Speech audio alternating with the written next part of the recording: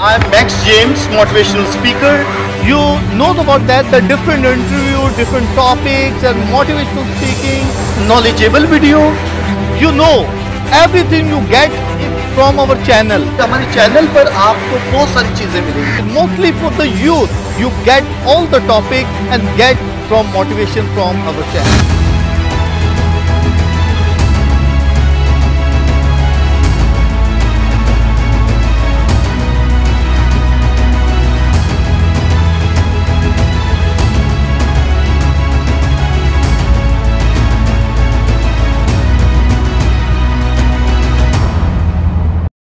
My dear friends and my viewers, जैसा कि आप जानते हैं कि हमने अपने चैनल में बाकायदगी के साथ हर किताब को, जो बाइबल मुकद्दस की किताब है, जैसे कि हमने पुराने अहदनामे को ख़त्म किया, नए अहदनामे में चल रहे हैं, और उसकी जो किताब जिसको आज हमने समराइज़ करना है वो है यकूब का ख़त। यकूब के ख़त में क्या इम्पोर्टेंट बातें हैं, क्या इम्पोर्टेंट है, क्यों यकूब के ख़त को इतनी अहमियत दी जाती है, क्यों इतनी, उसमें क्या ऐसी ख़ास बात है, आज हम जानेंगे कि यकूब के ख़त में क्या ऐसी इम्पोर्टेंट बातें हैं। तो आज जो इसको बयान करने को हैं वो हैं पास्टर फराज। पास्टर फराज जैसे कि पहले भी बहुत दफ़ा हमारे चैनल में आ चुके हैं, बहुत सारी बाइबल की बुक्स को समराइज़ कर चुके हैं, तो आज यकूब के ख़त को भी एक्सप्लेन करेंगे, समराइज़ करेंगे, और हम उनको आज वेलकम कहते हैं। Welcome pastor. Thank you so much. खुदावंद आप सबको बरकत दे और खुदावंद की सलामती आप सबके साथ हो। जैसा कि आपने बताया कि आज हम याकूब के ख़त पर बात करेंगे, तो आपका बहुत शुक्रिया कि आपने मुझे यहाँ पर मदऊ किया कि इस ख़त पर बात कर सकूँ। ये यरूशलेम से जो है बराए रास्त जो है वो ख़त तहरीर किया जा रहा है, और याकूब जो थे यरूशलेम के जो है वो एक बिशप के तौर पर भी वहाँ पर खिदमत करते, यानी वहाँ के सरबराह के तौर पर काम करते हुए हमें नज़र आते हैं।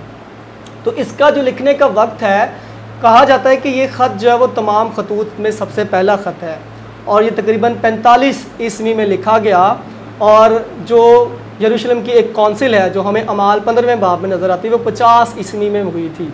तो ये उससे पहले जो है वो याकूब ने जो है वो कलीसिया के नाम लिखा था, और उन लोगों के नाम, उन यहूदियों के नाम जो यरूशलेम में जा बजा रहते हैं, यानी तितर बितर हो चुके थे सारे लोग, उनके नाम, ना सिर्फ यरूशलेम के लोगों के लिए, यहूदियों के लिए, बल्कि बाकी जितने भी मसीही, यहूदी मसीही थे, उनके लिए ख़त ख़ास तौर पर काम करता है, उनके लिए ख़ास और मुफीद है, क्योंकि इसमें पुराने अहदनामा के हवाला जात हमें नज़र आते हैं, अब्राहम और एलिया का जिक्र हमें नज़र आता है, और पुराने अहदनामा की हमें जो है इक़्तिसाबात इसमें नज़र आती हैं। तो ये जो ख़त है, इसका जो ख़ास मकसद है, कुछ लोग कहते हैं कि पौलुस रसूल जो बात कर रहे हैं ईमान से रास्तबाज ठहरने की, कि खुदा का बंदा ईमान रास्तबाज है, ईमान से ही जीता रहेगा, ये उसके जवाब में है। हालांकि ऐसा नहीं है कि उन्होंने कहा जी ईमान से रास्तबाज ठहराया जाना काफ़ी है, और याकूब कहते हैं कि जी हमारे अमाल बड़े ज़रूरी हैं। तो अगर हम इसको बग़ौर मुताला करें तो ये ख़त हमें जो है वो क्लियर तौर पर बताता है कि अमाल जो है वो हमारी रास्तबाजी को कैसे साबित करते हैं, यानी हमारे ईमान को कैसे साबित करते हैं। अगर कोई शख्स ईमानदार है तो अगर वो साबित करना चाहता है तो उसके अंदर से क्या निकलेंगे, अमाल निकलेंगे। तो ये ख़त जो है वो अमाल के ज़रिए से रास्तबाजी को साबित करने के लिए एक बेहतरीन नमूना है, और बताता है कि अगर किसी के अंदर ईमान है तो जाहिर सी बात है कि उसके अंदर से जो गुड थिंग्स हैं, गुड वर्क्स हैं, वो लाजमी ही उसके अंदर से जारी होंगे, कुदरती तौर पर उसके अंदर से जो है वो निकलेंगे। तो यहूदी मसीहियों के बढ़ने के लिए ख़त बड़ा मुफीद हमें साबित होता हुआ नज़र आता है, और ये ख़त इस बात पर ज़ोर देता है कि अच्छे अमाल कुदरती तौर पर कैसे बाहर निकलते हैं, कुदरती तौर पर हम उसको कैसे निकलते हैं। अगर एक ईमानदार है, उसके अंदर खुदा का पाक रूह है, तो वो कैसे अच्छे काम कर सकता है। तो वाज़े तौर पर इसमें हमें जो है वो सुनने को मिलता है। इसके अगर हम खाका की बात करें तो जो इसका खाका है उसमें हमें 3 हिस्से नज़र आते हैं। ईमानी ज़िंदगी हमारी कैसी होनी चाहिए, और हकीकी ईमान क्या है। तो यहाँ पर अमाल की बात नहीं, बल्कि इसका मजमून क्या लिखा हुआ है, हकीकी ईमान क्या है। अमाल को नहीं फोकस किया जा रहा, बल्कि ईमान क्या है उस पर फोकस किया गया है।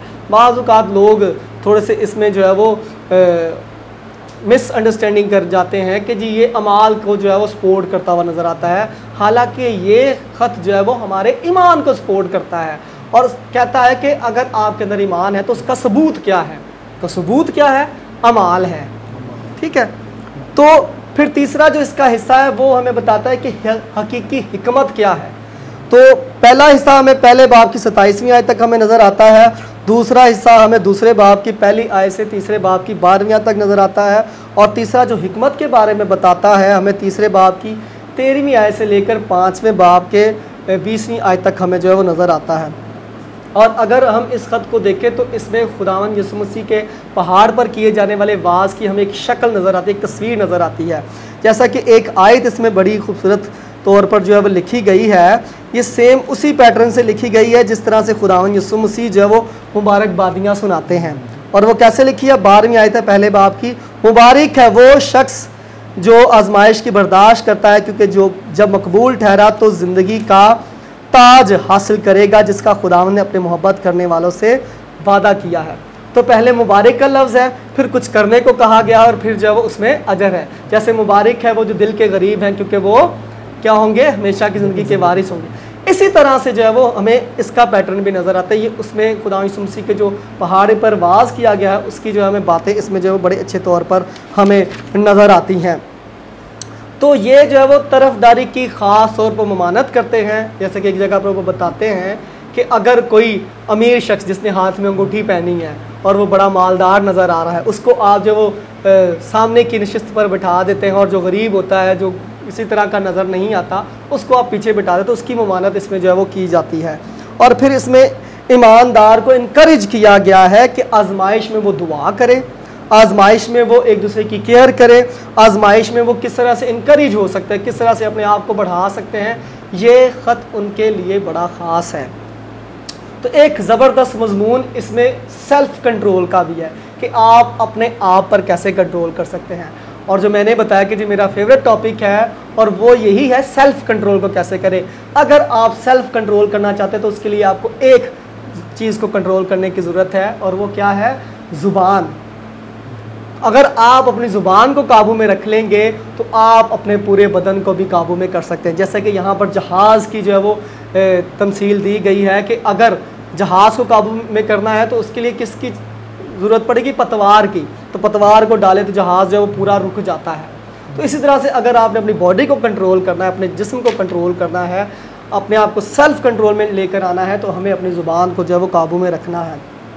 तो अमली कदम अगर हमें इस किताब में उठाने की बात की जाए तो हमें नज़र आता है, not to talk the talk but to walk the walk.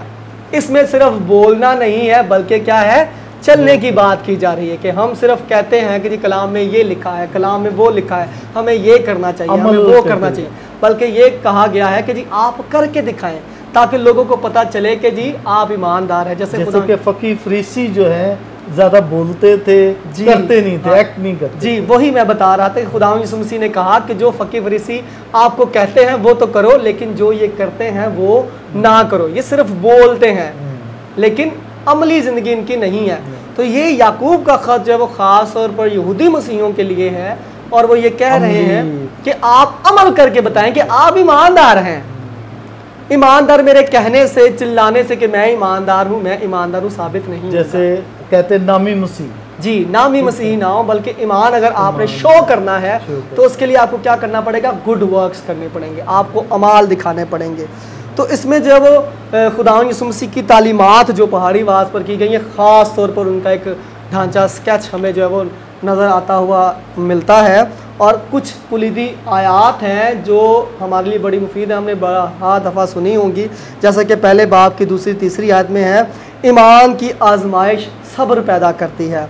और फिर इसके बाद पहले बाब की 19वीं आयत है, बस हर आदमी सुनने में तेज़ और बोलने में धीरा और कहर करने में धीमा हो। और इसी के साथ दूसरे बाब की 17वीं आयत है, इसी तरह ईमान भी अगर उसके साथ अमाल ना हो तो अपनी ज़ात में मुर्दा है। यानी कि वो ईमान को ही सपोर्ट कर रहा है कि उसके साथ अमाल लाजमी है। ईमान को अगर दिखाना चाहते तो अमाल दिखाइए। तो तीसरे बाब की 5वीं आयत बड़ी ख़ास है, इसी तरह ज़ुबान भी एक छोटा सा उज़्व है और बड़ी शेखी मारती है। देखो थोड़ी सी आग से कितने बड़े जंगल में आग लग जाती है। और ये पूरा हिस्सा, पूरा पैराग्राफ हमें ज़ुबान के बारे में बताता है। और 5वें बाब की 16वीं आयत है, रासबाज की दुआ के असर से बहुत कुछ हो सकता है। और इसी के साथ लिखा है कि सब के सब 5वें बाब में, 3रे बाब में गालिबन लिखा है कि सब के सब उस्ताद ना बने। और चौथे बाब की 8वीं आयत जो मेरी बड़ी पसंदीदा है कि खुदा के नज़दीक जाओ तो वो तुम्हारे नज़दीक आएगा। हम खुदा के किस तरह से करीब हो सकते हैं, तो ये खुदावन के करीब जाने के लिए ये किताब बड़ी मुफीद है, बड़ा मुफीद ख़त साबित होगा कि अगर हम अपने अमाल बेहतर करना चाहते हैं तो उसके लिए मेरा ईमान बड़ा ज़रूरी है। ईमान मेरे अंदर होगा तो मेरे अंदर से खुद ब खुद जो है वो अमाल निकलेंगे। तो ये छोटा सा ख़त है जिसमें जो है वो बड़ी अच्छी बातें हैं, और ख़ास तौर पर हमें ये सेल्फ़ कंट्रोल के बारे में और ईमान को शो करने के बारे में, शो ऑफ़ करने के बारे में, हम बहुत ज़्यादा शो ऑफ़ होते हैं बाज़ औक़ात। तो हम लफ्ज़ों से शो ऑफ़ ना हो, बल्कि हम क्या करें अपने किरदार से, कि लोग तुम्हें मेरे शागिर्द जाने। खुदा यीशु मसीह कहते हैं कि ऐसे अमाल करो कि लोग जाने, दूर से देख के पता चले कि ये मेरा शागिर्द है। तो ये छोटा सा ख़त था जिसमें हमें जो है इतनी सारी अच्छी बातें जो है वो सुनने को मिलती हैं।